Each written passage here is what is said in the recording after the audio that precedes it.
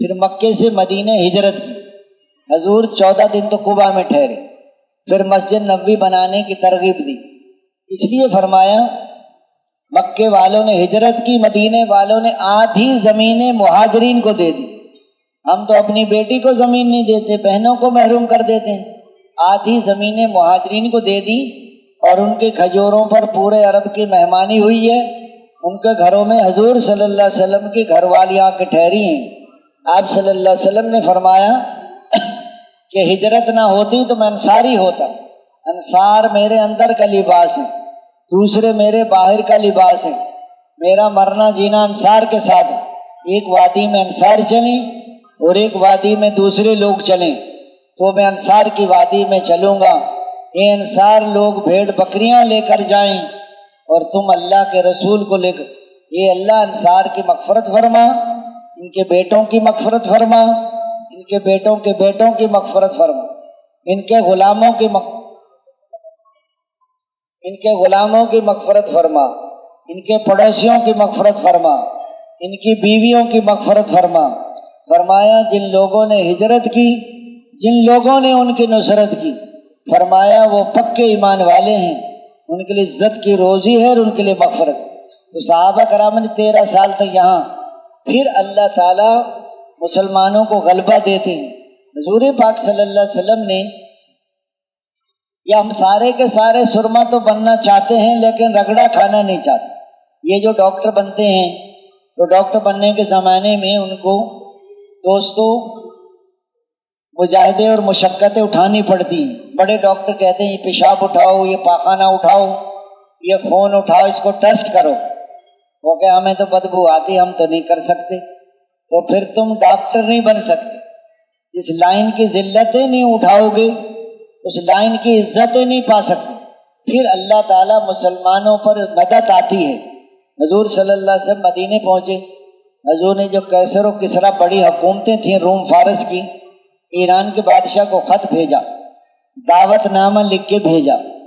حضرت اسحاق رضی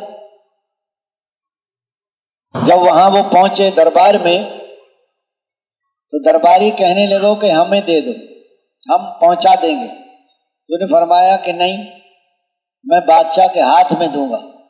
جب اس نے خط پڑھا تو خط کو غصے میں آ کر پھاڑ دیا کہ میرا نام کیوں نہیں لکھا، اللہ کا نام، اللہ کے رسول کا نام، پھر بادشاہ کے نام۔ حضرت اسحاق رضی اللہ عنہ خط دے کر دعوت نامہ نکل آئے۔ جب غصہ ٹھنڈا ہوا تو اس نے قاصد دائیں بائیں لوگ بھیجے کہ بلا کے لاؤ۔ وہ نکل چکے تھے، ہرہ سے بھی آگے نکل گئے۔ اس نے یمن کا جو گورنر تھا بازان، اس کو پیغام بھیجا جس نے یہ خط لکھا ہے محمد نامی صلی اللہ علیہ وسلم کو 2 سپاہی بھیج کر پکڑ کر میرے پاس لے آؤ۔ 2 سپاہی بڑی بڑی مونچھوں والے پہنچ گئے۔ راستے میں یہ مکے والے بھی خلاف تھے، یہ مل گئے کہاں جا رہے ہیں کہ کسریٰ نے حضور کو بلایا ہے، وہاں ان کو لے کر جانا ہے۔ مکے والے بڑے خوش ہوئے، اب حضور کسریٰ سے ٹکرا گئے، اب نہیں بچ سکتے۔ وہ جب پہنچے حضور کی خدمت میں تو ان کی بڑی بڑی مونچھیں تھیں۔ حضور نے کہا مونچھیں بڑھانے کا حکم کس نے دیا آپ کو؟ کہ ہمارے بادشاہ کسریٰ نے، کہ میرے رب نے حکم دیا ہے مونچھیں کٹاؤ اور داڑھی بڑھاؤ۔ وہ کہنے کہ ہم تو آپ کو لینے آئے ہیں۔ حضور نے فرمایا صبح جواب دوں گا۔ صبح جب آئے نا، حضور نے فرمایا تمہارا بادشاہ کسریٰ قتل ہو گیا، جاؤ۔ رات کو حضور نے رات کو دعا کی، اس کا بیٹا شیروان باپ پر مسلط ہوا، بیٹے نے باپ کو قتل کیا، حکومت پر قبضہ کیا۔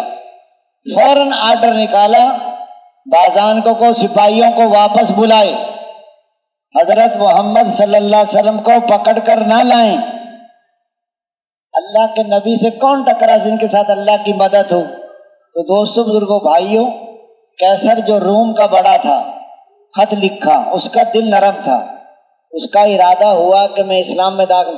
اس نے اپنی کابینہ سے مشورہ کیا، وہ بگڑ گئی، وہ پیچھے ہٹ گئی۔ दोनों पादरी इस्लाम में दाखिल हो गए, छोटा बड़ा। एक हफ्ता नहीं निकला छोटा, जब निकला इतवार को लोगों ने उसको कत्ल कर दिया, शहीद कर दिया। लेकिन ये कहकर मरा मैं हजरत मोहम्मद सल्लल्लाहु अलैहि वसल्लम पर ईमान लिया। बड़े पादरी ने अलल ऐलान किया, वो भी शहीद हो गए। दोस्तों, ये दीन दुनिया में ऐसे नहीं फैला। जिस दर्जे की मेहनत और कुर्बानी उस दर्जे की हिदायत, जिस दर्जे की हिदायत उस दर्जे का दीन, जिस दर्जे का जिस दर्जे की कामयाबी। अगर दुनिया में मनमानी जी चाही पर चलोगे, दुनिया भी बिगड़ेगी और मौत भी और कब्र भी। मियाँ बीवी में नफरत, औलाद नाफरमान, बेदीनों पर अल्लाह और ज्यादा चीजें फैला देते। वो खुश होते कि अल्लाह नाराज होता, इतना बड़ा मकान क्यों देता, इतनी बड़ी गाड़ी क्यों देता, इतने चीज। जैसे चूहा ज्यादा नुकसान कर देता है तो चूहे को फांसने के लिए अच्छी अच्छी चीजें रखते हैं चूहे के लिए। चूहा मूछें भी हिलाता है और मुस्कुराता भी है। बड़ी खिदमत हो रही है, काम बहुत अच्छे किए हैं ना। सारे घर में तो सुराख कर दिए और सारे घर के कपड़े कुतर दिए। अच्छा, छलांगे लगा रहे हैं इधर से उधर। घर वाले पिंजरे में को अमरूद का टुकड़ा, को देसी घी। एक दिन एक मुकीम कह रहा था दूसरे मुकीम से, भाई साहब देसी घी है? कि हाँ जी है। क्या करना है? कि चूहे के लिए रखना है। ये जो बेदीन आदमी सजदा भी नहीं करता घर में, सारी दुनिया भर का साजो सामान, नमाज का सजदा भी नसीब नहीं, ऐसे समझो जैसे चूहा चूरी खा रहा है। माल होना बुरा नहीं है, बेदीन होना बुरा है। इसलिए दोस्तों बुजुर्गों भाइयों, चूहा ऐसे जैसे पिंजरे में दाखिल हुआ, दाखिल होते पिंजरा बंद। अब जो आवाज मुड़ के देखा तो दरवाजा बंद। सारे मोहल्ले के बच्चे जमा आ गए, चूहा फंस गया। बेदीन आदमी मरता है, ऐसे समझो जैसे चोर पकड़ा गया। यहाँ कोई चोर पकड़ा जाए ना तो 10-20 मुक्के तो उसको ऐसे 1 मिनट में ही लग जाते हैं उसको। तो दोस्तों बुजुर्गों भाइयों, इसलिए आदमी को धोखा लग जाता है। वो समझे तो बड़े मजे कर रहे हैं, अरे कोई मजे नहीं। जब पकड़ आएगी ना तो सारा चूहे की इसको चूहे को फिर पानी में गोते लगाते, कोई सलाखें लगा रहा है, फिर वो नाचता है। थोड़े दिन तो मजे के, फंस गया। इसलिए फरमाया दीनदार बंदे को मुशक्कत में नजर आ रही है, अंदर में उसको राहत है। बेदीन आदमी को जाहिर में मजे नजर आते हैं, अंदर में फंस जाता है वो। अगर दोस्तों मेहनत सही होगी, यकीन सही होगा, अमल सही होगा, अल्लाह राजी हो जाएंगे, हालात अच्छे हो जाएंगे। जब आदमी दोस्तों पे मौत आएगी तो 500 फरिश्ते रूह निकाल, ये पाक जिस्म की पाक रूह निकल अल्लाह के हुक्म से। अल्लाह तुझसे राजी, तू अल्लाह से राजी, जिंदगी गुजारो रमजान की तरह, तो मौत आएगी ईद के चांद की तरह। इसलिए फरमाया 500 फरिश्ते खुशखबरी, चलो ऐसी बेरियों की तरफ जिनमें कांटा नहीं, चलो ऐसे केलों की तरफ जो तू बतू लगे हुए। फरमाया ऐसे रूह फड़कती है ये पिंजरे में परिंदा फड़कता है, कब बदन से जुदा हो और कब अपनी कामयाबी को पहुंचे। घर वाले रो रहे और बच्चे रो रहे और ये मरने वाला खुशी का मंजर देख रहा है। ऐसे रूह निकाल आटे से बाल। फिर उसके बाद दोस्तों कुरान पाक सिरहाने आके खड़ा हो जाता। कब्र में जन्नत का बाग, जन्नत की खिड़कियां, कयामत का दिन होगा। नेक औरतें नेक मर्दों से पहले जन्नत में दाखिल हो जाएंगी। ये जो बयान करते हैं ना कि औरतें 500 साल पहले जन्नत में जाएंगी, ये ठीक नहीं है। ये 500 साल गरीबों के लिए, औरतों के लिए नहीं। अक्सर हमारे साथी बयान करते हैं 500 साल। बताओ, वो तो इतना आता है कि हजूर सल्लल्लाहु अलैहि वसल्लम, नेक बीबियों तुम अपने नेक मर्दों से पहले जन्नत में दाखिल हो जाओ। ये 500 साल से उल्टा परेशान हो जाती हैं औरतें कि साल 7 महीने तो यहाँ बैठी रहें और 500 साल जाके जन्नत में बैठी रहें। तो एक इंतजार का तो घंटा भी बुरा होता है। हुजूर हज़रत अबू उमामा से रिवायत है कि नेक बीबियों तो अपने नेक मर्दों से जन्नत में, जन्नत के खुशबू, जन्नत के जोड़े, फिर मर्द बाद में दाखिल होंगे। पूरी दुनिया से 10 गुना बड़ी जन्नत।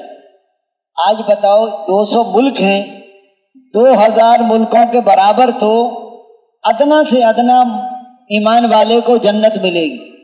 10 مرلے کا پلاٹ مل جائے نا کسی کو پھولا نہیں سماتا, خالی پلاٹ کا کیا کرے گا بتاؤ. ایک آدمی کہنے کا شیخ صاحب آپ بھی کرائے کے مکان میں رہتے ہیں, چودھری صاحب سبھی کرائے پہ رہتے ہیں, کوئی تھوڑا تھوڑا دیتا ہے, کوئی کھٹا دے دیتا ہے, رہنا کسی نے نہیں ہے, سب کے جنازے نکلیں گے. وہ جو دادا جان نے مکان بنایا تھا وہ دادا جان بھی گئے, ابا جان بھی گئے, اب ہماری باری ہے. ہم سمجھ رہے ہیں کہ ساری زندگی ہم یہیں رہیں گے. اس لیے فرمایا یہ دنیا کی زندگی آخرت کی تیاری کے لیے, دنیا کی زندگی ہے مرنے کے لیے اور آخرت کی زندگی ہے جینے کے لیے. اس لیے فرمایا دنیا سے 10 گنا بڑی جنت. ایک ایک محل, ایک اینٹ سونے کی, ایک چاندی کی, مشک کا گارا. ایک ایک محل میں 70 ہزار کمرے, ہر کمرے کے 70,000 دروازے, ہر دروازے پر 70,000 فرشتے سلام کریں. قالینیں بچھی ہوں گی, پردے پڑے ہوں گے, گوشت بھنے ہوں گے, پھل پکے ہوں گے, دودھ شہد کی نہریں ہوں گی, ہمیشہ کی جوانی, ہمیشہ کی صحت, اللہ کا دیدار ہوگا. حضور کا پڑھو, ایسی حوریں جو مردہ سے بات کرے تو زندہ ہو جائے اور کڑوے سمندر میں تھوکے تو میٹھا ہو جائے. بتاؤ جس کا تھوک اتنا میٹھا ہے وہ خود کتنی میٹھی ہوگی بتاؤ. ایک بیوی کے پیچھے ساری زندگی لگا دی, وہ بھی راضی نہیں ہوتی کہ میں نے تیرے گھر میں سکھ نہیں دیکھا آج تک. 2 چیتڑے اور 2 لیٹڑے سارا مریم بیٹھ کر دیتی ہیں 1 منٹ میں. اس لیے فرمایا ایسی ایسی نعمتیں, جنت, اللہ کا دیدار, حضور کا پڑوس, حضور صلی اللہ علیہ وسلم جیسے اخلاق, یوسف علیہ السلام جیسی خوبصورتی, داؤد علیہ السلام جیسی آواز, حضرت ایوب علیہ السلام جیسا صبر اور حضرت آدم السلام جیسا قد. ہمیشہ جنتوں میں رہو, کبھی نکالا نہیں جائے گا, اور ہمیشہ جوان رہو, کبھی بڑھاپا نہیں آئے گا, اور ہمیشہ صحت مند رہو, کبھی بیماری نہیں آئے گی. جنت میں ایسے درخت ہیں, نیچے سے نکلیں گے سونے کے گھوڑے اور اوپر سے نکلیں گے کپڑوں کے جوڑے. جنت کے گھوڑے, جنت کے جوڑے, اور پھر جنت میں اڑتا پھرے گا, کوئی دنیا کی پریشانی نہیں. جنت میں نہ تو گھر کی صفائی, نہ ساس بہو کی لڑائی. یہاں کون سو رہی ہے؟ یہ میری بہو سو رہی ہے. یہ کیوں سو رہی ہے؟ کہ اس کا دماغ خراب ہے. اور یہ کون سو رہی ہے؟ کہ یہ میری بیٹی سو رہی ہے. یہ کیوں سو رہی ہے؟ کہ اس کی طبیعت خراب ہے. اپنی بیٹی کی تو طبیعت خراب ہے اور بہو کا دماغ خراب ہے. یہ اخلاق کے گھر گھر میں لڑائی. ساس بنی تو بہو اچھی نہ ملی, بہو بنی تو ساس اچھی نہ ملی. وہ فرما رہے تھے, بیٹیاں کہہ رہی تھی اپنی امی آپ تو اپنی بہوؤں کو بہت خیال رکھتی ہیں. تو میں نے تو بہو بنایا, میں نے تو بیٹیاں بنایا ان کو, میں بیٹیوں کی طرف تو ماں کی طرح میری قدر کرتی ہیں. اس لیے فرمایا حاجی عبداللہ صاحب فرمایا دلی والوں آپ تو اپنی بیویوں کا بہت کہنا مانتے ہو. تو نے کہا حاج صاحب کہنا کیسے نہ مان, جب آتے ہیں نا دفتر سے, دکانوں سے, دروازے پر استقبال کر, آئیے تشریف لائیے, مرحبا, ٹھنڈا پئیں گے, گرم پئیں گے. جوتے کے تسمے وہ کھولتی ہیں, پاؤں کی جرابیں وہ اتارتی ہیں, اور جب سو رہے ہوں تو کوا بھی نہیں اڑاتی کہ نیند خراب ہو, بچے کو رونے نہیں دیتی. یہ ساری تربیت تبلیغ کی برکت سے بنا. گھر گھر میں لڑائی ہے, کوئی بیوی کے لیے پریشان, کوئی بیوی کی وجہ سے پریشان, کوئی بچوں کے لیے پریشان, کوئی بچوں کی وجہ سے پریشان, کوئی مال کے لیے پریشان, کوئی مال کی وجہ سے. مسئلہ یہ ہے کہ دین نہیں ہے. اگر دین آ جائے, حضور والا اخلاق آ جائے, دنیا بھی بنے گی, آخرت بھی, موت بھی اور قبر بھی, حشر بھی. اگر اخلاق اچھے ہو جائیں, بچوں کے لیے ہو کہ ماں باپ کی فرما برداری کرو, ماں باپ کے لیے ہو بچوں پہ شفقت کرو, غریبوں کے لیے حکم ہے مالداروں کے مال کی طرف آنکھ اٹھا کر بھی نہ دیکھو, مالداروں کے لیے حکم ہے غریبوں کی ضرورتوں کا خیال رکھو, بیوی کے لیے حکم ہے خامند کی تعظیم کرو, اور خامند کے لیے حکم ہے کہ بیوی کی ضرورتوں کا خیال رکھو. ہر آدمی اپنے دین پر چلے. میرے ذمے کیا ہے اس کو دیکھتا نہیں, دوسروں کے ذمے کیا ہے اس کو دیکھتے ہوں. یہ نیرا لڑائی کا گھر ہے ہی. اس لیے فرمایا یقین بدلیں گے, طریقے بدلیں گے. پھر دوستوں بزرگوں, پہلے انسان کی محنت بدلتی ہے, اللہ تعالیٰ کی یقین ذات ہے.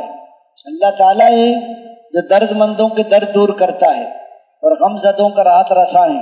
ہر اکیلے کا ساتھی ہے, ہر اکیلے کا ہمدم, اللہ اتنا قریب جو کہیں دور نہیں، اور اللہ ایسا غالب جو کسی سے مغلوب نہیں، اس ذات میں بھی یکتا، صفات میں بھی یکتا۔ وہ جو چاہتا ہے اپنی قدرت سے کرنے میں کسی کا موت نہیں۔ فرمایا چھوٹے بچے کو رزق دینے والا، اور ٹوٹی ہڈی کے جوڑ دینے والا، اور پیاسے کو پیاس بجھانے والا، اور بھوکوں کے پیٹ بھرنے والا، ننگوں کو کپڑا پہنانے والا، مسافر کو ٹھکانہ دینے والا، اور مجبوروں کی پکار سننے والا، بے سہاروں کا اکیلا ہے تو دوسرا اللہ ہے، اور دو ہیں تو تیسرا اللہ ہے۔ یہ تبلیغ کی جو محنت ہے، یہ اللہ کو دلوں میں بسانے کی محنت۔ زبان کا کلمہ دل میں اللہ کے مالک ہونے کا یقین آ جاتا تو کبھی اپنے اعضاء جوارح کو غلط استعمال نہ کرتا۔ زبان کا مالک میں نہیں ہوں، زبان کا مالک